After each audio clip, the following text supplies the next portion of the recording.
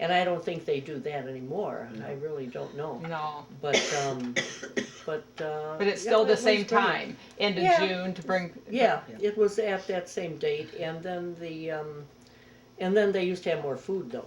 They had tacos and oh my gosh, they had all kinds of things. Bernie Yeah, Nordquist Bernie's and monkeys. at her time, monkey tails. frozen She had monkey tails. bananas dipped in hot Yeah. chocolate and all that kind of stuff.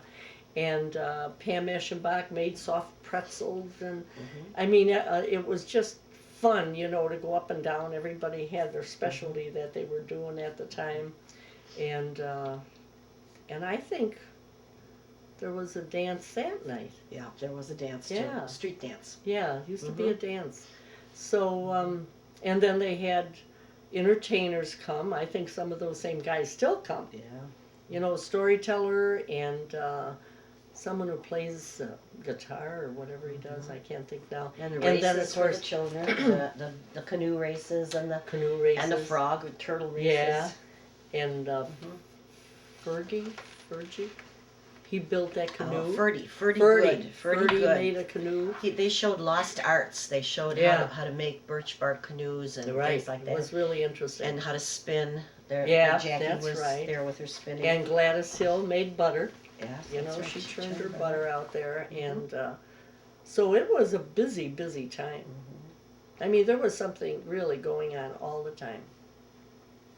And from, you know, our beautiful new library now, and that was a little tiny storeroom at one time in the first school up on the second floor, The library was. the very first library, and we were the only ones at that time that had one, you know. And Oh, in the then- whole area? Yeah, And Irma Stein was Irma Stein, she that's ran right. the library. And her husband Cecil Stein made all these beautiful, beautiful. I do wooden- remember that. Oh, he made such beautiful things out of wood, you know. Because that was when we were at Camp Manitouche in the 70s. We'd have visitors. Yeah. We'd always go over to Steincraft. That's right. Uh-huh. And then They were in Lynx Lake. Mike Russell, when he was a kid, he used to help Cecil. So then after Cecil got older and didn't work as much or didn't want to, then Mike fixed himself a shop. Mike down- who? Mike Russell. Okay. Down the That's side Roy's street son. there, I don't know what street that is, Yeah. and had a shop going, and he did the same type of thing that Cecil was doing. Okay. Go back to the library a minute, would you? So it was on the top floor of the Second, yes, above the the school. Mhm. And how did Irma Stein get that started, or she just She just got to go something the herself. community Yeah, needed? I think she was a librarian from New London, and they came up here to live, and she just Right. wanted to do Eventually, something they like took that. over one of the rooms, the old school rooms, and Yeah. she would just ask for donations of books. But she was wonderful with children, and I Yeah. remember when my children were very small. Yeah. I have a picture of them with Irma Oh, reading. You Oh, know, Uh-huh. okay, would be yeah. Cal and Adam. Now that you mentioned the name, what was that? The teacher I wanted to think about, who was a teacher there, Mrs. Young was one of the lower teachers. No, she was the upper teacher, and Shirley Bailey Yeah, but yeah. worked up there as a teacher. But before one of them came, there was a man teacher, and his name had ox in it somehow. I can't think of it now. I thought I had it. But anyway, he was a very good teacher, and he was strict with the kids. And if the kids did something wrong, one of his little tricks was he would go to the bulletin board, or the blackboard I should say, and draw a circle a little taller than this kid was, and the kid had to stand there and put his nose in that circle. And that was how he punished one of my kids. So they had to... did you sue him? Did you sue him? At that time, the teacher was God. Yeah, that's right. You did what the teacher teacher could do said. no That's right, absolutely. Well, when did that school go down there? Your kids went to that? They did not full time. My youngest son was the first one in the new school, Okay. but they all went here for, I forget, when did the new school open up? 70 what? By new school, you mean North Lakeland? Yeah. North Lakeland, that would Yeah. have been in mid-70s, I think, or early 70s, 73, something like that. And Yeah, that was when the something like Presque that. Isle School closed. Right, No, they well- consolidated the 4 towns Yeah, into that's one Okay. school that school district. didn't come down then. Okay. No, the school, unfortunately, we had a big effort I to save remember it that. That was a. as a historic, Yeah, it we turned wanted into to a save historic that. landmark. That's right. That was the Mhm. last school in the state of Wisconsin built by the WPA. Oh The dear. very last one. It was put up in 1937. And how that got down is just very Long sad. story. Mm-hmm. We probably don't want to go into that today, but 1937. Mm-hmm. It was to be put on the historical.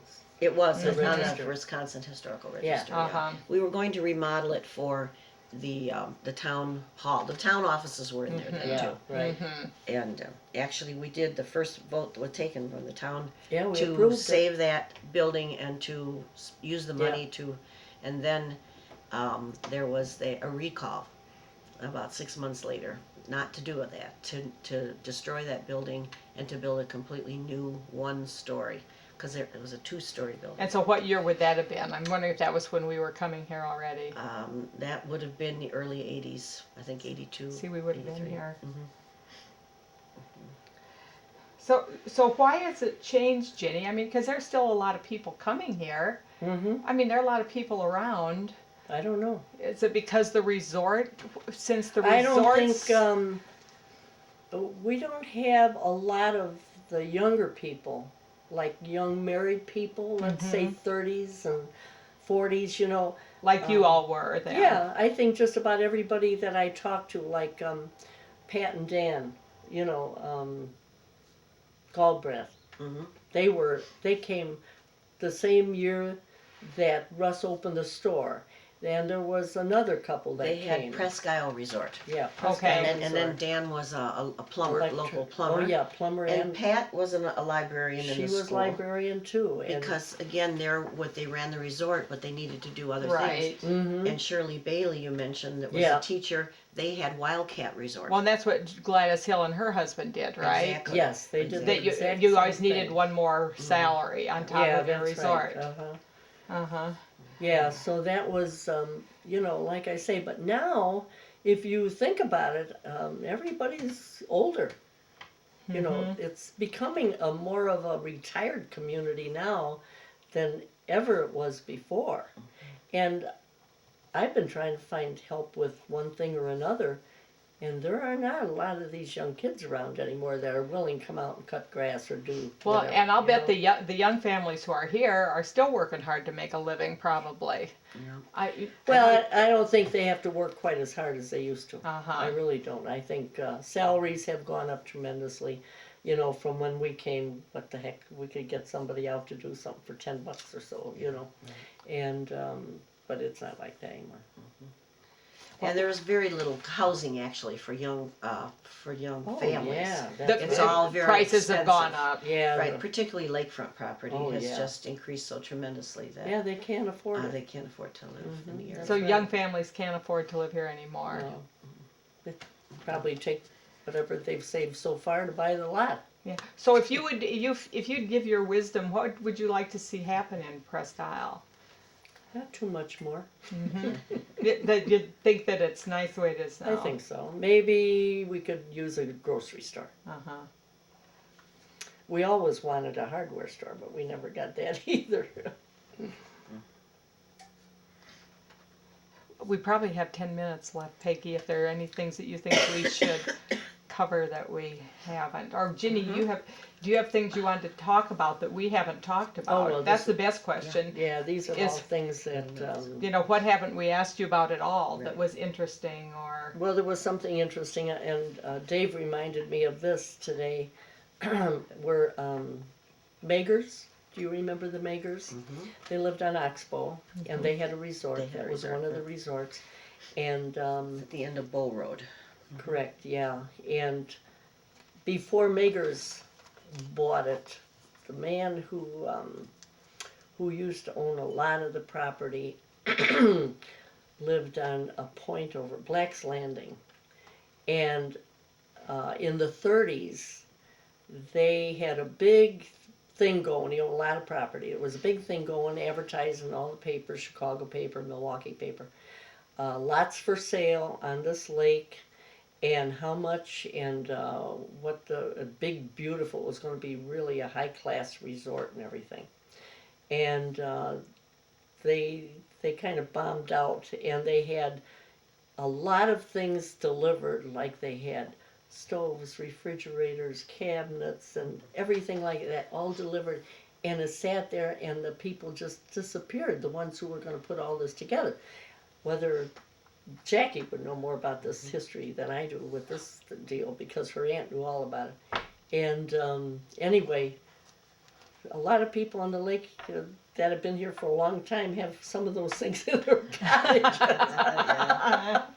Because that just all bombed out, and that was, just amazing that happened. And let's see, what was this? Let's see if there has to be something over here. Oh yeah, on the way to town here, this is something else that I had learned.